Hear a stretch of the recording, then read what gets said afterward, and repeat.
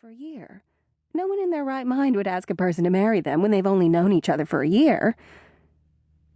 Look, I know we've only known each other for a year, Gogo says, still on his knee. That knee has got to be in pain by now, still leaning on the cement observation deck. It's just that, well, when you know, you know. I'm not going to lie to you. Even though I was telling my mother and grandmother that there was no way Gogo would propose, I had a feeling he would. No one with as perfect a relationship as we have would fly his girlfriend over 3,700 miles to the most romantic city in the world and drag them to the top of the most romantic monument in the world if they weren't going to propose.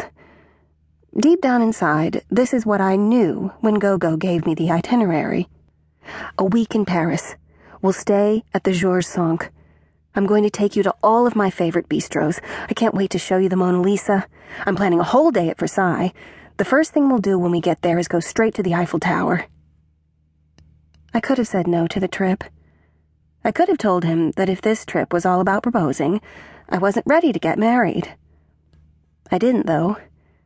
The truth is, I want to marry Gogo. I've never wanted anything more in my life. I'm getting hungry. Are you hungry? I ask, as I spy some kid eating a sandwich. I figure it's as good as a diversion as any. That's your answer? Gogo says, finally getting up while rubbing his knee. Well, kind of, I stammer, but I do want to marry you. I take Gogo in my arms. He looks embarrassed. He's looking down with a blank look on his face. The ring is still in his hand. I don't know, Lil, he says, sounding a little ticked. I was looking for something more along the lines of, I love you too, you're the greatest guy I've ever known, blah, blah, blah. Yes, there's nothing I would want more than to spend the rest of my life with you. He looks at me with a combination of hurt and bewilderment in his eyes. I'm just confused. Maybe we could wait a little bit. Oh, thank God. I hear my grandmother and mother in my head say in unison. What the hell? He asks, confused. Aren't you happy with me? Honestly, I sigh. I've never been happier. So what's the problem? Did she just say no? I hear Barb, the overweight woman, say to her skinny Larry. Oh, what a shame. I'm not saying no, I call out to her. So what are you waiting for?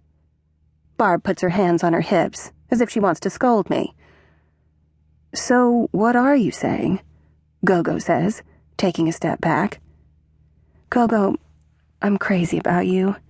I've never felt this way about any other man before in my life. So say yes, Barb shouts. Say yee-haw, another woman in her 50s shouts with a thick southern drawl. Right? Barb says, turning to her. If a man as handsome as that proposed to my daughter Lucy, I'd say yes before she could get the words out of her mouth, wouldn't we, Larry? She asks her husband. He seems like a nice guy. Larry shrugs. Look, can you give me a minute? I holler out to the women. Larry is still taking pictures of the whole scene. Larry, Gogo calls out exasperated, can you put the camera away? Both Gogo and I are getting annoyed at today's crowd of American yentas atop the Eiffel Tower, so Gogo takes my arm and opens the door leading me into the inside of the observation deck. I'm just confused right now, I say, walking over to the food counter. You had to know the relationship might be heading this way, he tells me. I mean, falling in love, moving in together, never having a big blowout fight. It must have dawned on you that at some point we might want to make this relationship official. No, of course, I knew that we would get engaged one day. I don't know anyone who gets along as well as we do. So what's wrong? He asks. It's not you, I utter before I'm about to come out with the other half of the cliché. It's me.